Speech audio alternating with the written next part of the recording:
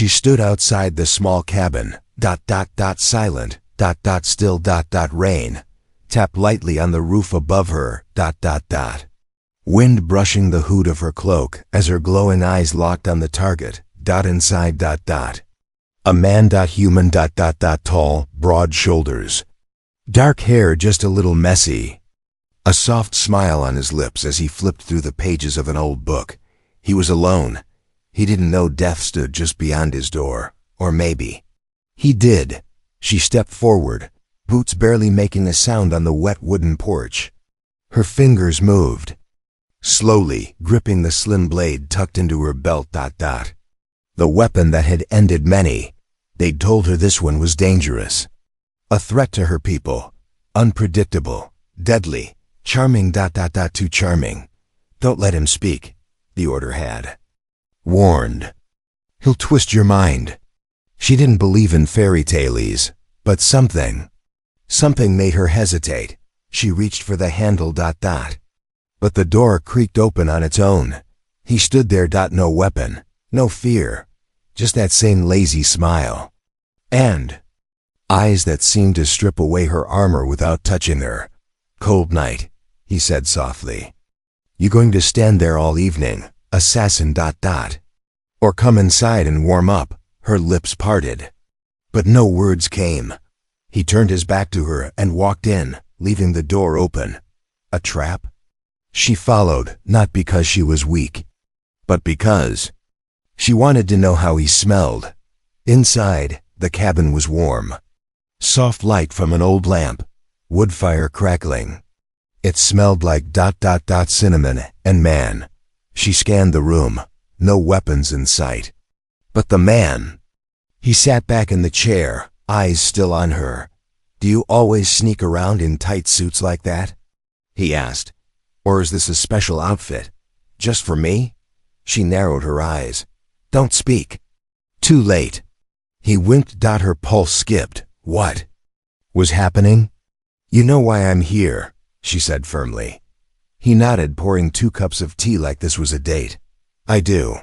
But I'm still hoping we can skip to the part where you don't kill me, and instead tell me your name. She didn't answer. She walked closer, the blade in her hand now. He didn't flinch. He sipped his tea. Did they at least tell you why they want me dead? They said you're dangerous. I am, he smiled, to your heart. Her grip tightened. You think you can flirt your way out of this? I can try. You're beautiful, dangerous, dripping wet, and probably thinking of how to end me. He leaned forward. But I'm thinking of how soft your lips look. Her breath caught. No. This wasn't how missions went. She raised her blade. Go ahead, he whispered, leaning his head to the side, baring his neck. If you're going to kill me, make it gentle. She stared. Why wasn't she moving? Why were her fingers trembling? Are you using some kind of human trick? She asked. He chuckled. If staring into your eyes is a trick, then yes. She stepped back, her blade lowered. This wasn't right. She needed to end this now, but his eyes, his voice, Welk, why did they really send you? He asked. Was it just about me? Or is there something else you want? She said nothing, but her silence spoke too much. He stood up, walked close, close enough to feel the heat of his chest, close enough that the tip of her blade touched the skin above his heart, she could hear it. Beating strong, calm, unafraid. She pressed the blade lightly. He didn't move, instead, He leaned in and whispered in her ear, You ever killed a man while you were on top of him? Her cheeks burned. He pulled back slowly, lips just inches from hers, double. Because if you are, I might just die with a smile. Her heart slammed against her ribs. She stepped back suddenly, She needed air, space, sense, but her feet wouldn't move. His voice dropped low, So tell me, beautiful assassin, He tilted his head, If I asked you nicely, would you Kill me ... before or after the kiss. Cliffhanger question for comments. Should she kiss him first? Or tie him up before deciding? Asterisk, she didn't sleep. Not even a blink. She sat in the corner of the cabin, blade on her thigh. Eyes locked on the man who had made her heart misfire like a broken weapon.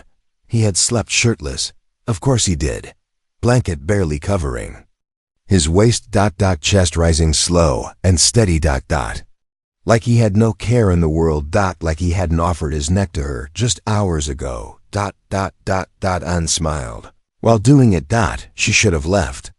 Should have ended the mission.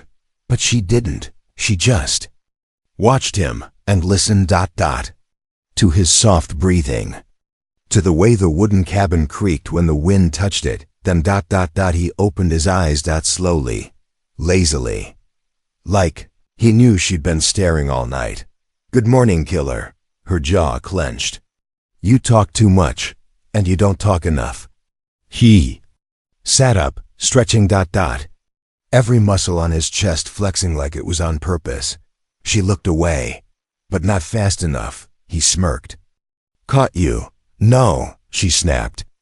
I was calculating the best angle to slice your throat. Right. And my abs distracted your math? She stood. He didn't flinch, just sat there. That smug smile still on his lips. You should have. Run while you could, she said. I didn't want to be rude, he shrugged. You looked cold. Wet. Angry. Kind of hot, honestly. She stepped forward, blade now in hand again. But he raised a hand not in fear, but like offering peace. Wait, he said. Before you kill me, can I make you breakfast? Her eyes narrowed. You think food will stop me?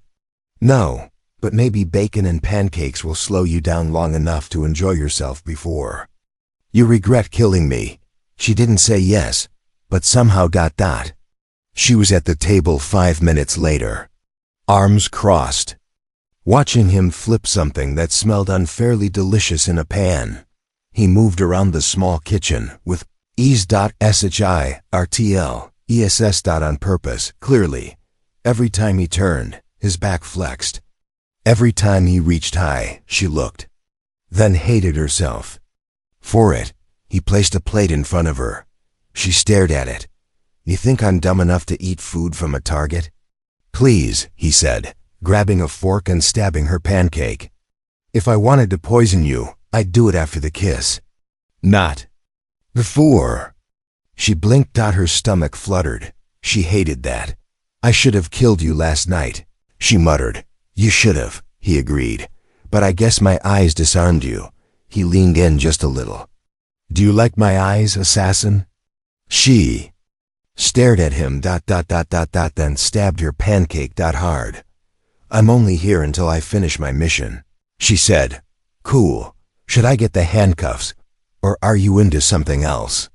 She choked on the bite. He laughed rich and full like he knew exactly what he was doing, and he did. She was losing focus, losing grip. Every rule from her training was slipping through her fingers like smoke. What exactly do you do that's so dangerous? She asked finally. He leaned back in his chair, sipped his coffee. Depends. Are we talking professionally ... or in bed? She gave him a look that could cut steel. Okay, he said, raising his hands. Professionally, I used to work with your kind, your military, top-level science projects. Then I left. Why? They wanted to use something inside. Something powerful. Her eyes narrowed. Like what? He just smiled. The kind of thing that makes you wake up wet in the middle of the night without knowing why. Her blade was out in a flash, pressed gently to his neck. I could end you right now, she whispered. Then do it, he said calmly. But I'll haunt your dreams ... shirtless.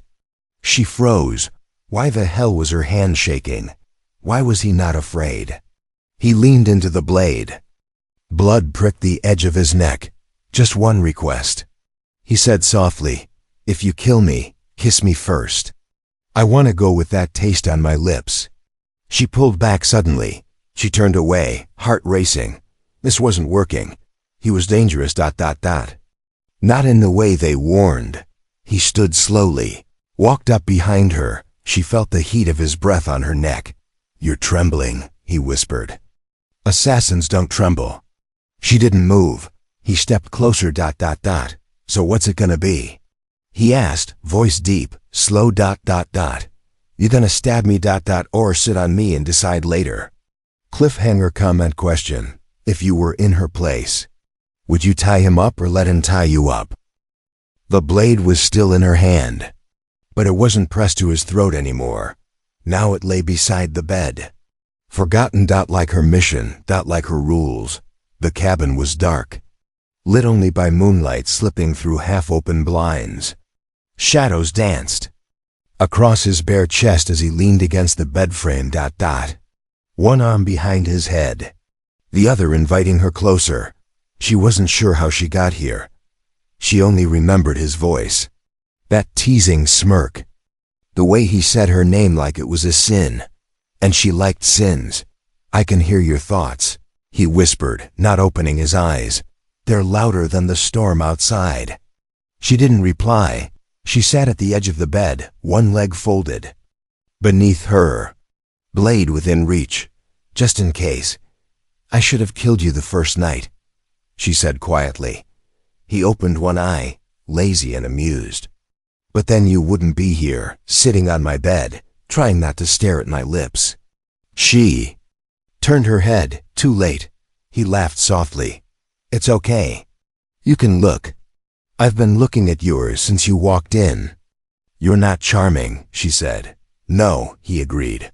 "But I am." Extremely hard to resist. She hated that he was right, because her hand had brushed his earlier, and instead of pulling away, she let it stay. "You confuse me," she admitted. "Good," he whispered, "because you terrify me." She blinked. "I do?" "Absolutely," he said, sitting up, now inches away. "You've got a blade and a mission. And still, all I can think about is how your lips would taste right after a fight." Her heart thud. Loud. Dangerous. "You don't even know me," she whispered. He tilted his head. "Then let me." He reached for her hand. She didn't stop him. He slid his fingers between hers.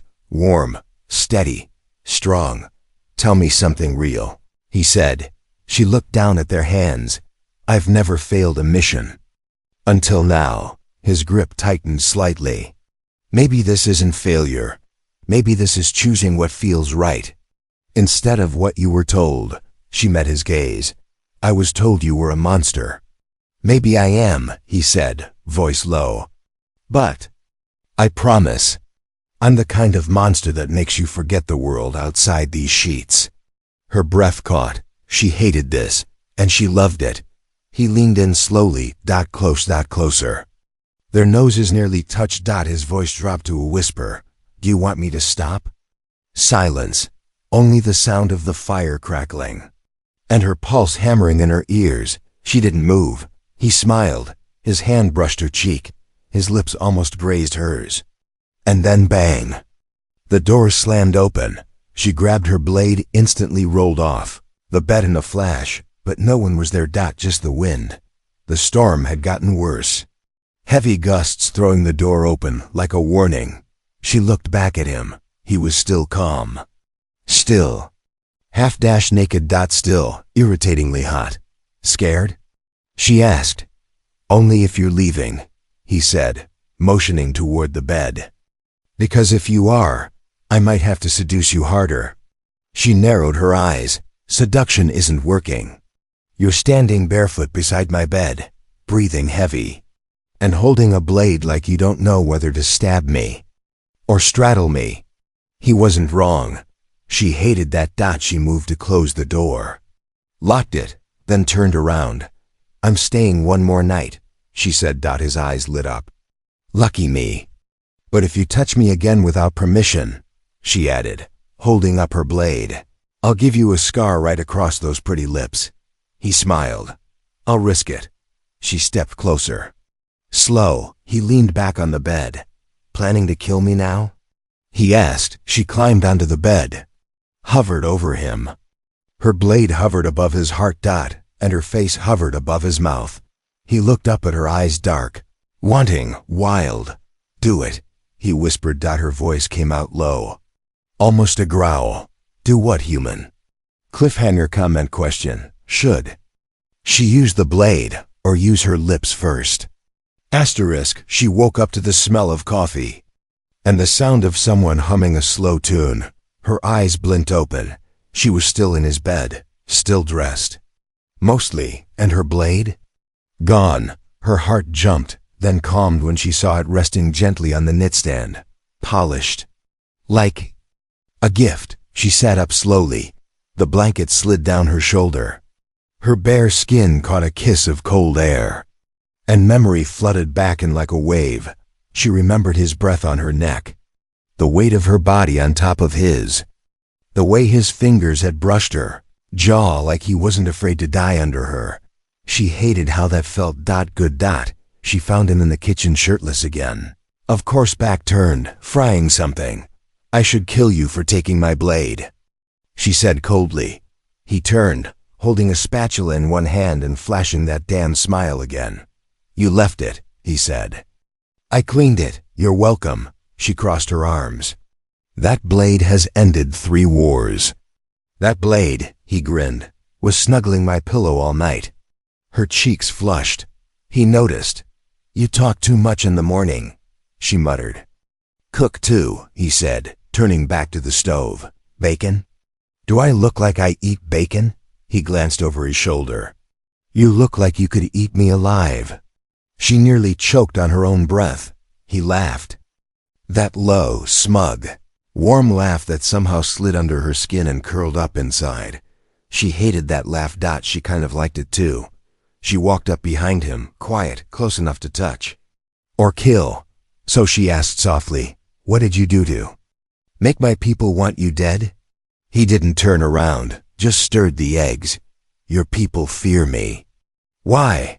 "Because I know something they don't want anyone else to find out." She narrowed her eyes. "Like what?"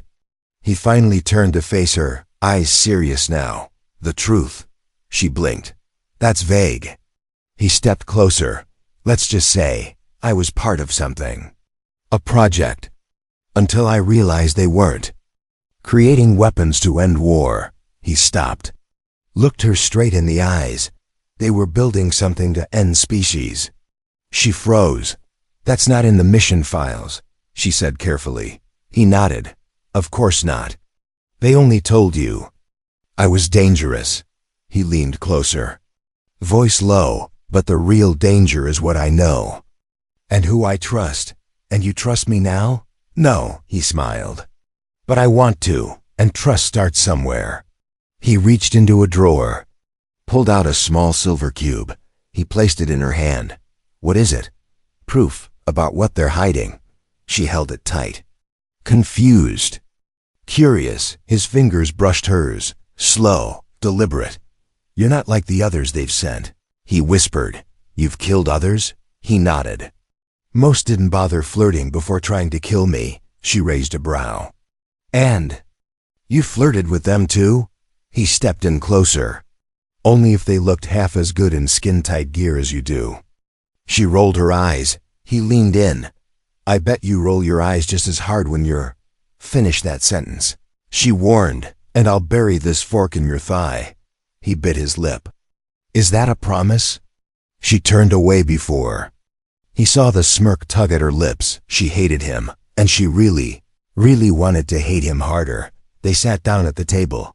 She watched him. Too calm, too clever, too beautiful to be this much of a problem. "You're dangerous," she said. "And you're softening," he replied.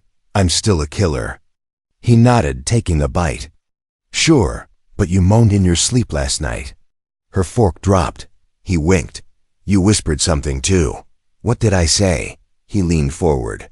"You said, 'Don't stop.'" She didn't answer. She couldn't. He just kept smiling. Her mission was fading fast, and she knew it, but she still had one weapon left, and she planned to use it tonight. Cliffhanger comment question. Is she falling for him? or setting him up for something deeper. The cabin was too quiet, except for the music. Soft, low, human jazz playing from a dusty speaker near the shelf. Something slow, something intimate. She stood in the center of the room, arms stiff at her sides, eyes watching him. He offered his hand. She didn't take it. Yet. What is this?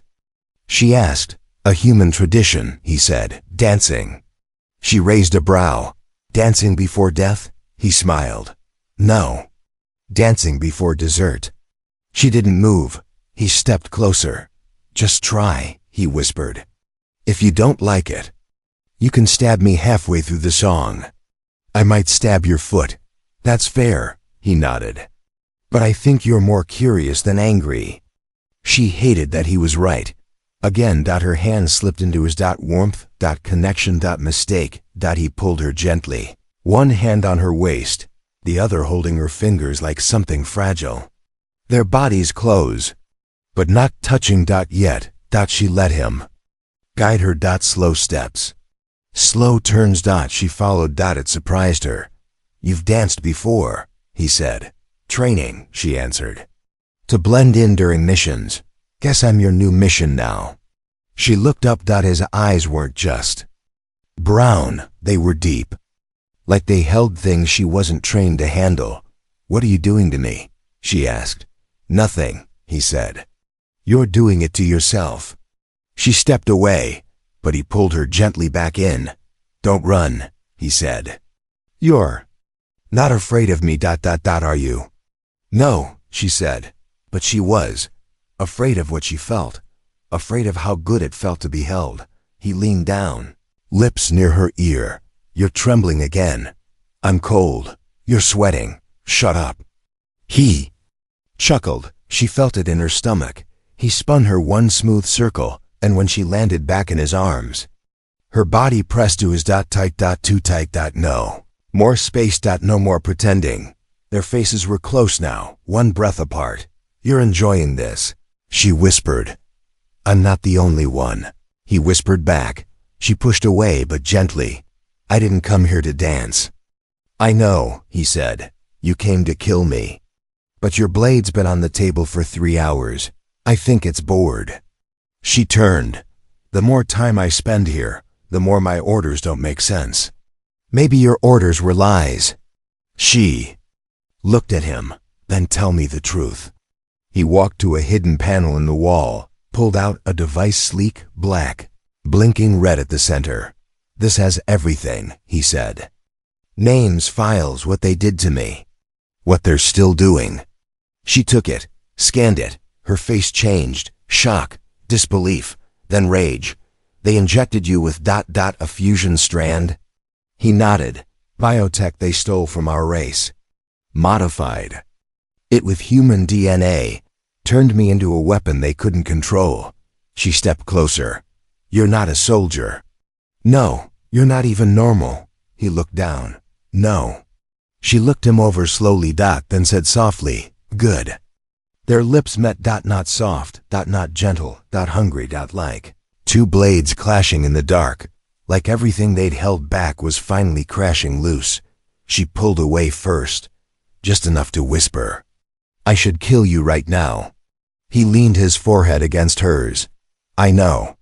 That's what makes this exciting. Their breathing matched. Their hands moved slowly, then bzzz. Her wrist flared red. A message. You have 1 hour. Terminate the target, or we send someone else. Her face went cold. He saw it. What did they say? She didn't answer. Her hand slid behind her back, fingers brushing the grip of her blade. He stepped closer. You gonna do it now? He asked. Right after kissing me. She didn't reply. He walked to the window. Outside, the wind had stopped. The silence was loud. You know they'll come for me either way, he said. She stood behind him. Silent. Still. Deadly. Then run, she said. I don't run. He turned. Their eyes met again. That look, she'd seen it before, on herself, before. A mission, before a kill. He stepped closer. Do it now, he said, pressing his chest to hers. Or stay tonight, and let me make your hands forget how to hold a blade. Cliffhanger comment question. Would you follow the order and end him, or follow your body and break all the rules? Asterisk, the night didn't last. Warmth never. Did. She stood by the window, watching the sky tier open like a wound, above the trees. Glowing red lights. Silent, steady, terrifying, not drones, not scouts. Warship. Her people had sent backup, which meant they didn't trust her anymore, which meant they knew she was failing. Inside, he sat on the couch, shirtless again, legs stretched out like a man waiting for his last cigarette. He didn't seem worried. Of course, he didn't single quotes. She turned to him, voice tight. They're here. He nodded, like he'd been expecting them all along. I figured the moment you stopped calling me a target and started moaning my name. She threw a pillow at him. He caught it, laughed, but her face didn't change.